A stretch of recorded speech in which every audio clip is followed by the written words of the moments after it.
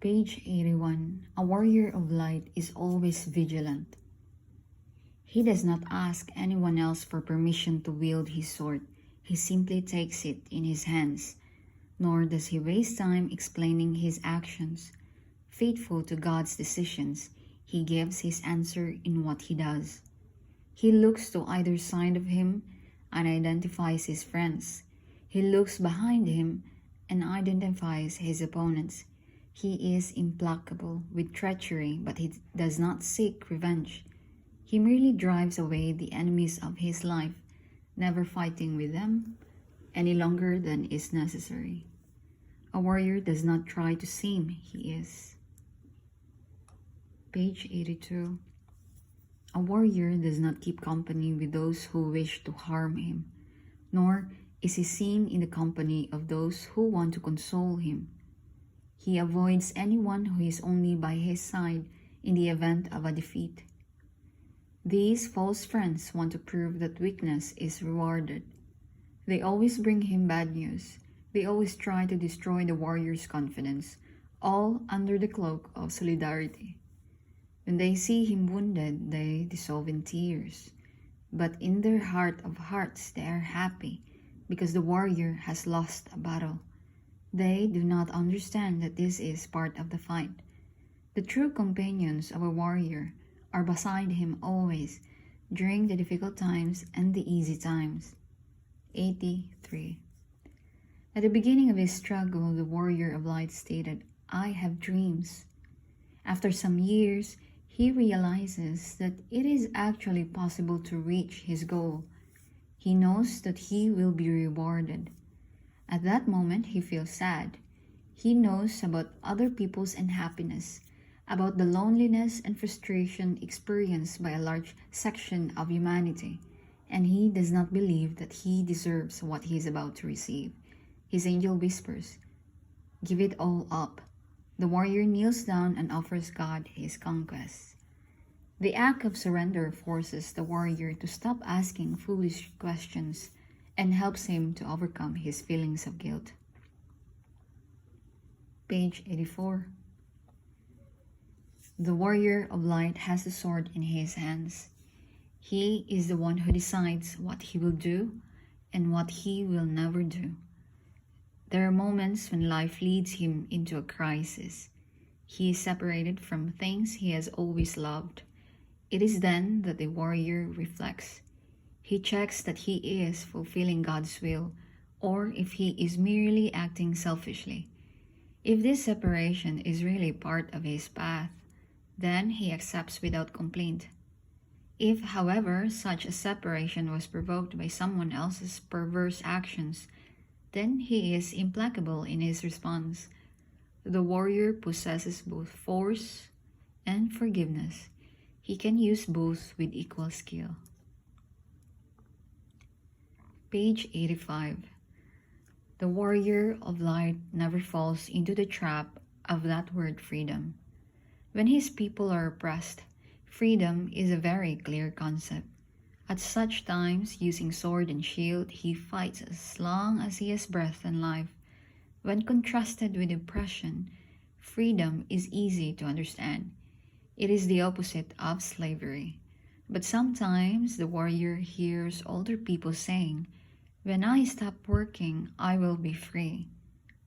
A year later, those same people are complaining, "Life is so boring, routine." In this case, freedom is difficult to understand. It means absence of meaning. A warrior of light is always committed. He is the slave of his dream and free to act. Page 86. A warrior of light is not constantly repeating the same struggle, especially when there are neither advances nor retreats. If a battle is not progressing, he knows that he must sit down with the enemy and negotiate a truce. They have both practiced the art of the sword. Now they need to understand each other. This is a dignified gesture, not a cowardly one. It is a balance of forces and a change of strategy. Once the peace Plans have been drawn up, the warriors return to their houses. They do not need to prove anything to anyone. They fought the good fight and kept the faith. Each one gave a little, thus learning the art of negotiation. Page 87. The friends of the warrior of light ask him where he draws his energy from. He says, "From the hidden enemy." His friends ask who that is. The warrior responds, "Someone we can no longer hurt." It might be a boy who beat him in a childhood scrap, the girlfriend who left him when he was 11, the teacher who said he was stupid. When he is tired, the warrior reminds himself that these enemies have still not seen his courage. Wow. He does not consider revenge because the hidden enemy is no longer part of his story. He thinks only of improving his skills so that his deeds will be known throughout the world and reach the ears of those who have hurt him in the past. Yesterday's pain is the warrior of light strength. Page 88. A warrior of light always has a second chance in life. Like all other men and women, he was not born knowing how to use a sword. He made many mistakes before he discovered his personal legend. No warrior can sit down by the fire and tell the others, "I always did the right thing." Anyone who says this is lying and has not yet learned to know himself.